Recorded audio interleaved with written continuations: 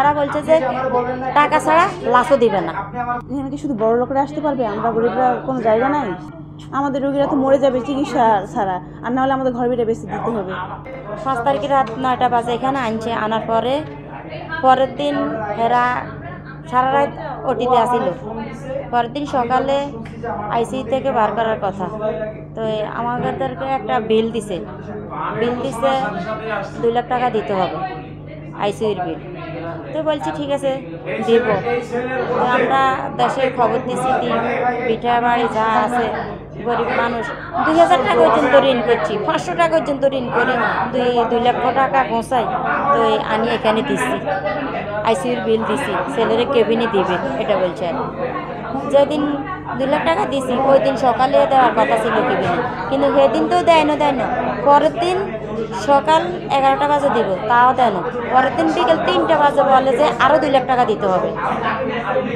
তো পরে আমি বলছি যে আপনারা বলছেন 2 লাখ টাকা দিয়ে আইসিইউতে বের করে দিবেন, এখন বলেন আরও 2 লাখ টাকা দিতে হবে। তাহলে এই কথাটা আপনারা আমাদেরকে সকালে বলতেন, এখন বিকেল 3টা বাজে, এখন আমরা 2 লাখ টাকা কই পাবো? ঠিক আছে আপনারা আমার ছেলেরে কেবিনে দেন, আমরা এখানে আসি, আমরা টাকাটা দিব। ওনারা বলছে যে টাকা ছাড়া লাশও দিবে না, টাকা আগে পরিশোধ করতে হবে।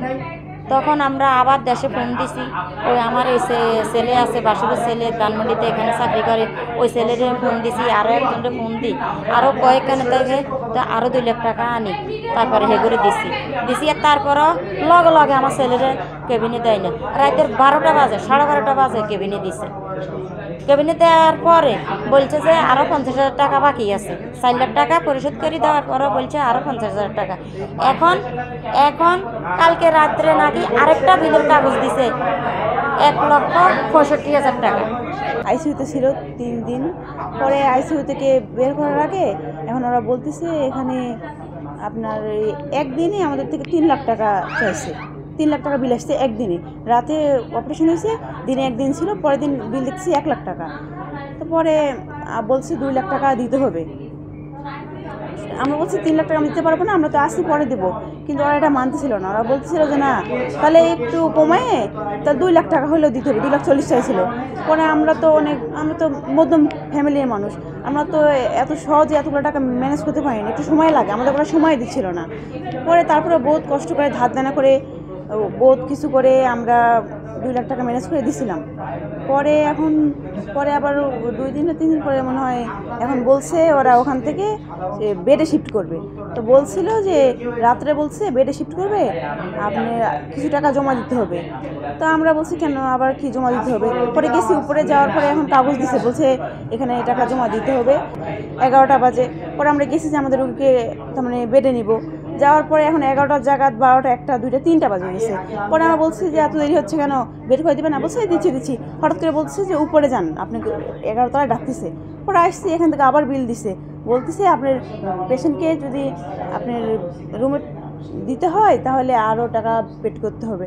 তাই আমি বলছি দেখেন কালকে রাতে তো পেড করলাম, আপনি বললেন বেডে দিবেন, তাহলে এখন আবার কেন চাচ্ছেন? বলছে না তখন তো 60 দিয়েছিলাম, এই কারণে আপনার আইসিইউ থেকে 60 দিয়েছিল, এই কারণে বলছিল। হ্যাঁ এখন তো আবার বেডে দিবে, বেডের জন্য আলাদাভাবে টাকা আপনাকে দিতে হবে। পরে আমরা বলছি দেখেন আমাদের কাছে এত টাকা নাই, আমরা ম্যানেজ করতে সময় লাগবে, আপনারা আমাকে কয়েকদিন সময় দেন, আমরা তো চলে যাচ্ছি না, আসি তো। বলছে না আপনি অর্ধেক হলেও জমা দিতেই হবে। তাহলে মরে যাব? এখানে কি শুধু বড় লোকরা আসতে পারবে? আমরা গরিবরা কোনো জায়গা নাই? আমাদের আমরা বাংলাদেশে তো সবার জন্য সমান থাকা দরকার, গরিব বড় লোক সবার জন্য দেখা দরকার। কিন্তু এখানে তো দেখতেছি যে আমাদের কোনো ঠাঁই নাই, আমাদের রোগীরা তো মরে যাবে চিকিৎসা ছাড়া, আর না হলে আমাদের ঘর ভিটে বেশি দিতে হবে।